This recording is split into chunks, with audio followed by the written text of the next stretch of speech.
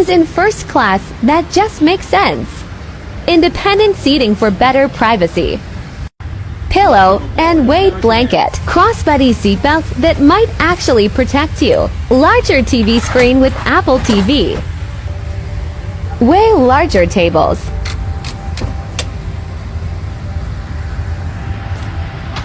Noise cancellation headphones. Lots of extra storage spaces. Mini version of the TV. Don't really know what for, but it's so cute. Your own personal mirror. Reading selfie light. Seats that recline as far as you want. No window shades.